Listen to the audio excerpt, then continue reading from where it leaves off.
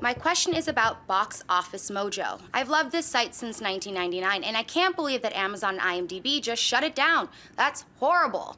What's your reaction to this shutdown, and did you also use this site in the past? Thanks, and keep up the great work. Okay, I'm going to give you a bit of a warning. I'm about to go on a bit of a rant, so buckle your seatbelts. All right, so I do use Box Office Mojo quite a bit. It's an incredibly useful and versatile website for information. If you're a film fan, like you're really into movies, it's a site you should be visiting on a fairly regular basis. It's great. Now, what happened is around, I don't know, Thursday or Friday, when you went to www.boxofficemojo.com, it redirected you to the box office listings at IMDb. Now, IMDb owns Box Office Mojo, but it was being redirected to the box office page there. And on the IMDb page, it still had the link right there saying, check out full box office results at boxofficemojo.com. And it just put you into no, it took you to the Twitter page, to the Box Office Mojo Twitter page. So, but you know, redirects in the world of internet and all that kind of stuff are not unusual. It happens sometimes. So this brings me to a rant that I go on once in a while that really makes me upset. And it's this whole notion about the internet movie sphere right now is a joke. It's degrading at a rapid pace. There are no standards, and the quality is dipping insanely. 1 year ago, I probably had about 16 websites that I would read on a daily basis. That I was a big fan of and I loved. But so many of the sites these days in the online movie world have become nothing about false rumor mongering, BuzzFeed-style top 5 lists, and just a whole bunch of nonsense, having absolutely no journalistic integrity or standards or what makes something a story, what doesn't. That there are still some great sites out there, but now that list of 15, 16, 17 sites, I realized this week, I've now whittled down to about 6 sites that I read that I believe have any, integrity at all anymore. They just run with rumors, and then another site who sees one site run with rumors, they run it as a headline now. I remember recently one of my favorite websites that was one of those top 15 or 16. We talked about the Indiana Jones 5 thing. Remember when in an interview with the DP, the article in Variety, just as a footnote said, oh, and the next movie he's going to be working on is Indiana Jones 5. He didn't say it. The studio didn't say it. Nobody say it. It's just buried in this Variety magazine. And then this movie website that used to be one of my favorite ran this headline, Indiana Jones 5 is happening. It's like you just misled your readers. It was completely false. You based it on nothing. And it's infuriating to me that's because I love the online movie sphere. I've been involved with it since 2003. I love this space. And it infuriates me when I see sites, we're a joke.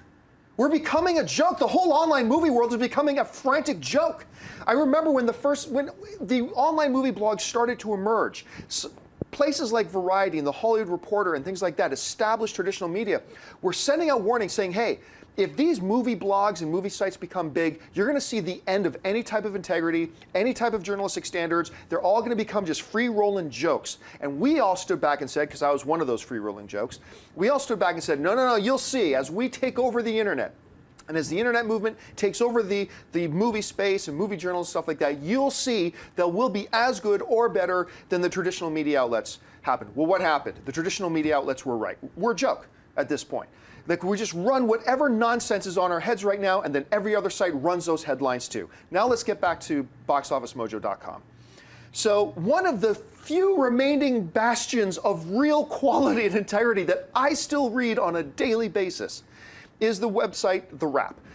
Terrific track record. Certainly, like anybody else, they make mistakes here and there, absolutely. But terrific track record, great standards over there, great writing, great reporting. I enjoy it very, very much.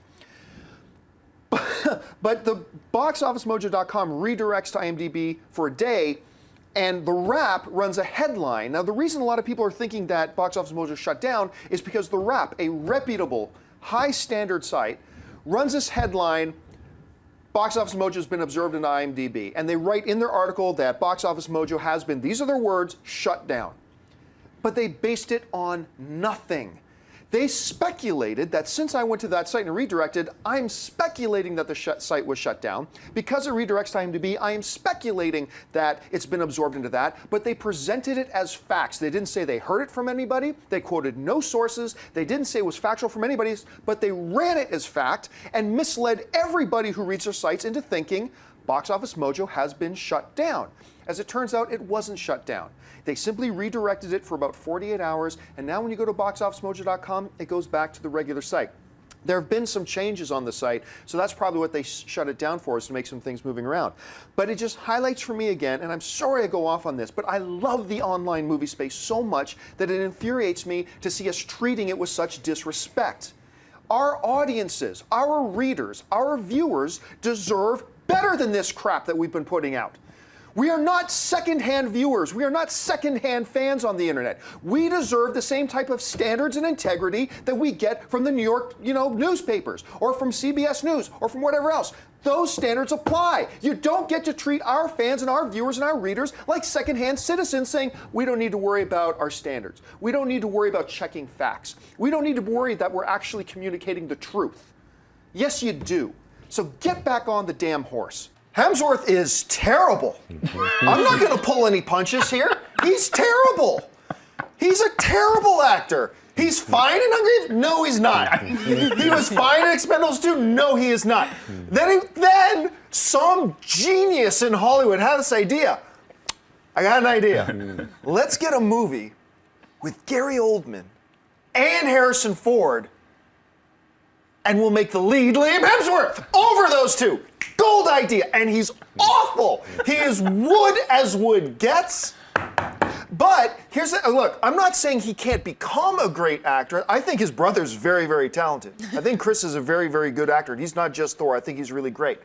And Liam could become a great actor in the future, I have no doubt. But for right now, he's awful, and I don't want him anywhere near Independence Day. So you don't want him cast as Indiana Jones? Also not a good follow-up to Indiana Jones, no.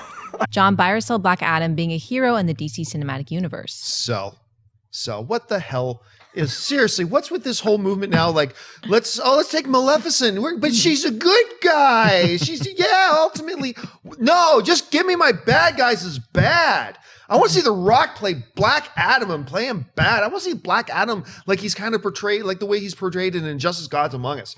I want to see a bad guy. Don't give me this crap about, but it's somewhere he'll find the hero inside. And even though, and I hate the misuse. I totally hate the misuse of the way Hollywood uses the term anti-hero these days. Yeah. Like, seriously, that's a bull term. You're turning him into a hero who just has an attitude. That means he's an anti-hero. That's not what it means. No. One of the best series finales, not just of any sci-fi show, one of the best series finales of any show. Yeah, satisfying. Like, it wrapped it up. Even great shows like Seinfeld, Cheers, like some of these great classic shows, their series finales are awful. Yeah. It's hard to do, but Star Trek: The Next Generations was awesome. Yeah, they did a really good job of wrapping it up. I'd be cool with that. I mean, not like I have a choice to be cool with it, whatever. Like, I'd be cool with Hugh Jackman finally deciding to retire. Fox gives you up a call. Hey, would you be okay if we moved on? Fox, I think so. As long as Hugh Jackman agrees to do X-Men Apocalypse and Wolverine 3. See, I bet you didn't know that's how this all happened. Yep. That's how it all happened. That's the power of the web. We were also having things like where you have all the extended versions of Lord of the Rings, which they weren't released theatrically, but now with the Lord of the Rings The Hobbit coming out, you can do like the extended version, prepare to camp out in a theater and stay here for 14 hours to see just the first 3 films. Like, I think the fourth one is like 4 hours and 38 minutes. You know, so those are some long films. Stack those together. That's like an all-day event, you know? Yeah. I thought it kind of looked scary. I'm not going to lie. His name is Battle Cat. I know, but just... I'm sorry, Ashley. Did you want Battle Kitten? I thought he looked a little cuter. Like, I was picturing cuter, and then this picture was really intense. Did you want Huggy Time Pussycat? A little bit. You wanted? This is Battle Cat, damn it. You got Battle Cat. Battle Cat. We got Battle Cat. It's supposed to intimidate, drive fear, feline fear, into your heart. That's right. Do you think it's too soon for another actor to reprise the role after Heath Ledger's legendary performance? If not, do you think Leto will reach the bar set by Ledger? Thanks, and keep up the good work. Well, obviously he is. Jared Leto is playing the Joker. We know that now. That's come out. I'm going to ask film fans to do something that's going to be very, very difficult to do. And granted, this is going to be very hard to do. But stop making comparisons to the Joker portrayed by Heath Ledger. This is effing awesome. This trailer is perfect. It's perfect. And here's the thing. Since I was a teenager and I read The Dark Knight Returns for the very first time, right? That opened up the world of Batman to me because it introduces to a new Batman. This is not a Batman who saw his parents killed and he said, I'm going to get justice for everybody else who's wronged and protect the innocents. No, this is a man who's fueled by rage, pure, unadulterated rage. He is a living demon, a manifested nightmare for anybody who would prey on the weak. And there's this shot. You and I have talked about like 5 times. My favorite shot of this trailer, and watching it on IMAX really accentuated it. It's the close-up shot of Ben Affleck's face. And you hear Uncle Scar saying, it's the fever, the rage. And you see this very serious look on Affleck's face. But I said when it was on the computer, look closely, and on the big screen you see it. His face is literally trembling as that camera's on. Like you just sense the rage pouring out of him. This Batman and this iteration of Batman, he is meant to be that living, walking, talking nightmare for anybody who would threaten anybody else. And when he turns that rage on Superman, who we can all just assume at this point he perceives as a threat to the world, that he's a negative force, and he's going to go out and kick his ass. This trailer is everything that I needed to bring joy into my lifeless heart. I love this thing. I said it before, I'll say it again. This Batman is going to make Christopher Nolan's Batman look like a love child of a Teletubby and Big Bird. He's going to look like a joyous, Christopher Nolan's Batman is going to look a joyous, happy dude next to this one. I'm not saying it's going to be a better movie than it. Who knows? We'll have to see. But I adored this trailer.